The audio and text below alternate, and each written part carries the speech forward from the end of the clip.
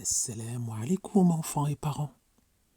Aujourd'hui, si on parlait des compagnons, Sahaba, radiyallahu anhum, les compagnons sont les meilleurs hommes de cette communauté, de la Ummah. Ce sont nos modèles, nos héros, en quelque sorte.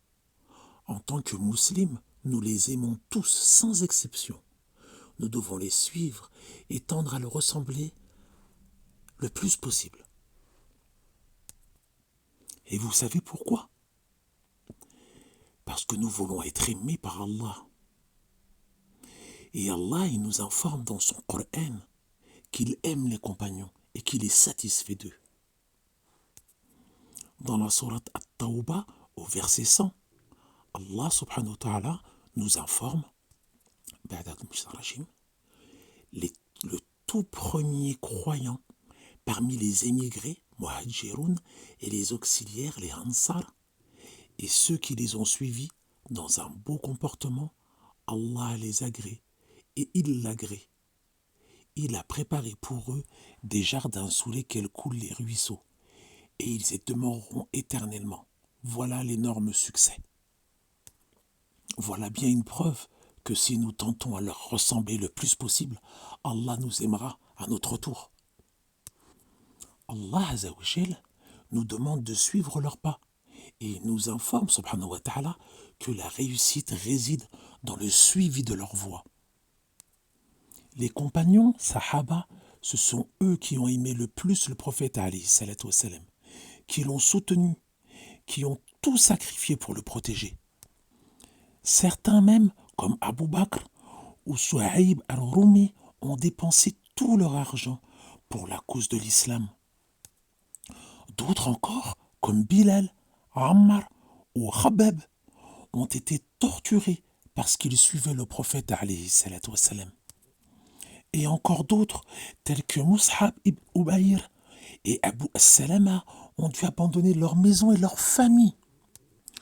Tous ces noms que je vous ai cités sont des noms que nous devons de connaître. Bien plus que les noms des footballeurs ou des chanteurs ou des dessins animés. Ces personnes-là, ces Sahaba, méritent plus qu'on connaisse leur nom et leur vie.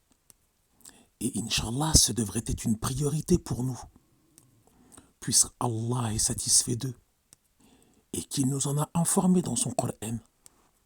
De plus, leurs histoires sont passionnantes et cela nous permet d'avoir des modèles de la vie réelle en plus. Puisse Allah, tabarakallah, nous faciliter à apprendre et connaître nos pieux prédécesseurs, tels que les Sahaba du prophète alayhi salatu wassalam, qu'ils mettent dans notre cœur de l'affection à leur égard et qu'ils nous permettent, wa ta'ala, de leur ressembler le plus possible. Il faut savoir que les compagnons ont tous vécu la révélation et ont appris l'islam directement de la bouche du prophète sallallahu alayhi wa sallam. Quel privilège, masha'Allah.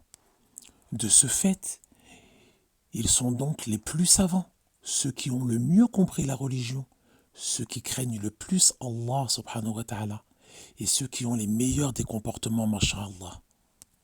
Et cela va de soi, bien sûr, puisqu'ils furent éduqués par le prophète alayhi salatu wassalam en personne. C'est d'ailleurs eux qui nous ont transmis la religion après sa mort. Mais pour pouvoir les suivre et les prendre pour modèle, eh bien, il faut quoi? Il faut d'abord les connaître, tout comme notre prophète alayhi salatu wassalam.